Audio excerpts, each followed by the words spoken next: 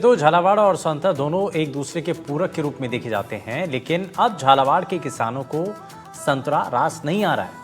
धारवाड़ के किसानों के लिए अब संतरा खाटे का सौदा बन रहा है, जिसके चलते किसानों ने अपनी इच्छा से ही अपने बड़े बड़े बगीचों को कटवाना शुरू कर दिया। हालांकि पूरे जिले के हालात एक जैसे नहीं है, लेकिन बड़े इलाकों में लोग संतरे की खेती से दूरी बना रहे हैं। क्या कारण है, देखिए आप।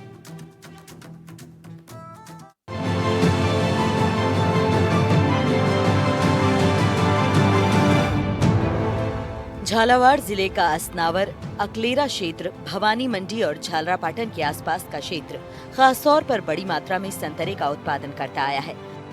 लेकिन अब इस पूरे इलाके में संतरे के बगीचे सफेद हाथी साबित हो रहे हैं और मजबूरी में किसान इन्हें नष्ट कर रहे हैं। ऐसा माना जा रहा है कि यही हालात रहें तो आने वाले समय में झालावाड़ का संतरा अपनी पहचान खो देगा। राजस्थान का झालावाड़ जिला देश ही नहीं बल्कि विदेशों में भी संतरे के उत्पादक के तौर पर जाना जाता है। झालावाड़ के संतरे ने बड़ा नाम कमाया है, जिसकी ख्याति देश ही नहीं बल्कि विदेशों में भी फैली हुई है।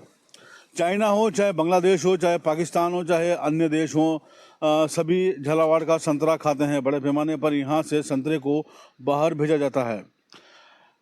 संतरे के उत्पादन के तौर पर पहले नागपुर को जाना जाता था, लेकिन बाद में झालावाड़ को ही छोटा नागपुर कहा जाने लगा।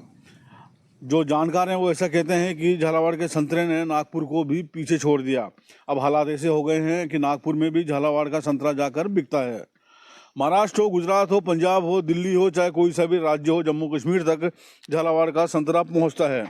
यही नहीं, संतरे का जूस बनाने वाली जो कंपनियां हैं, बड़ी कंपनियां, वो भी अब यहाँ पर पहुँचती हैं और बड़ी तादाद में यहाँ से संतरे की खरीद करती हैं और लोगों के लिए जूस बनाकर पैकिंग कर उसको बाज़ारों में बेचा जाता है। ऐसी कई बड़ी नामी कंपनियां हैं जिनके कारोबार इस वक्त यहाँ पर चल रहे हैं और संतरे का उत्पादन भी अब तक झालावाड़ ज़िले में बड़ी ही अच्छी तरह से चलता आ रहा था। लेकिन अब पूरे मामले को लेकर कुछ तकलीफ़ें पैदा हो गई हैं। झालावाड़ के ऐसे क्षेत्र जहां पर संतरे का उत्पादन बहुत बड़ी तादाद में अब तक हुआ करता था, उन क्षेत्रों को संतरे के उत्पादक इलाकों के नाम से ही जाना जाता था। उन इलाकों में अब तस्वीरें बदलने लगी हैं। खेतों में जब हम जाकर देखते हैं तो संतरे के बगीचे पूरे लोगों ने काट दिए हैं। वहां पर सिर्फ पेड़ों के तने और जड़ के कटे हुए हिस्से ही नजर आते हैं। अपने बगीचे कटवा देने वाले किसान बताते हैं कि लगभग 10 सालों से संतरे का उत्पादन नहीं हो रहा है। अगर होता भी है तो इतना होता है कि उससे खर्च भी नहीं निकल पाता और बगीचे लगे होने के कारण उनकी जमीन ऐसे ही पड़ी रह जाती है, उस पर दूसरी खेती भी नहीं हो सकती। ऐसे में अब किसान इन बगीचों को कटवा रहे हैं। किसान बताते हैं कि संतरे के बगीचों में काली मस्सी नामक रोग जबरदस्त तरीके से फैल रहा है, इसका स्थायी निदान नहीं हो पाता। साथ ही कुछ किसान थर्मल पावर परियोजना से उड़ने वाली राख और मौसम के बदलाव को भी संतरा उत्पादन नहीं होने का कारण बताते हैं। असनावर क्षेत्र के किसान बलराम पाटीदार ने बताया कि उनके 65 बीघा जमीन पर संतरे का बगीचा था, जिसे अब उन्होंने कटवा दिया है। झालावाड़ के जूनाखेड़ा में संतरे की स्थितियां वाकई में चिंताजनक हैं। यहाँ पर कई बगीचे लोगों ने काट दिए हैं। वो किसान जिन्होंने अपने बगीचों को काट दिया है, कुछ उनमें से कुछ किसान हमारे साथ मौजूद हैं। उनसे बात करके जानते हैं कि आखिर ये पूरा माजरा क्या चल रहा है। क्या नाम है आपका? कुलदीप पाटीदार। कुलदीप जी, इस गांव में जब हम आए तो बड़ी तादाद में संतरे के पौधे कटे हुए हैं। क्या क्या पूरा ये मामला चल रहा है?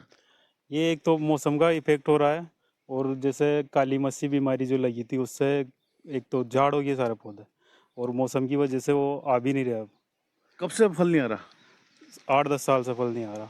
तो अभी तक ऐसा माना जाता था कि इस इलाके में संतरा भरपूर पैदा होता है, संतरे के पैदावार के लिए इस इलाके को जाना जाता था। किसान सारे बगीचे लगा चुके थे। क्या नुकसान हो रहे हैं? नुकसान हो रहा ना, 10 साल से वो जमीन वैसे ही पड़ती पड़ी है, फल पौधा आ ही नहीं रहा है, फल आ ही नहीं रहा है, तो वो सारा खर्चा जेब से उठा रहा है किसान।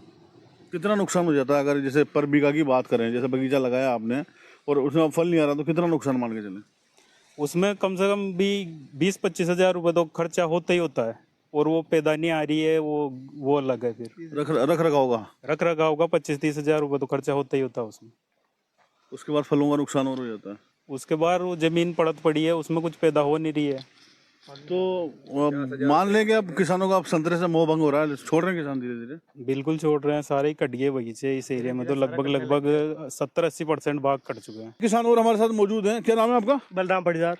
बलराम जी, ये जो पूरा बगीचा आपका कटा हुआ है, क्या कारण है इसके? इसके क्या काली मस्सी आ गई थी, फिर काली मस्सी का स्प्रे भी कर रहे थे, लेकिन बारिश प्री मानसून जल्दी आ जाता है, मेन मानसून लेट आता है, तो फूल आ जाते हैं लेकिन वो गिर जाते हैं।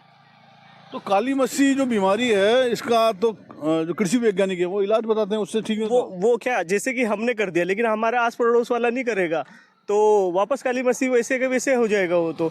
और एक नमी ज़्यादा बनी हुई है, पहले क्या अपने यहाँ पर बारिश कम होती थी।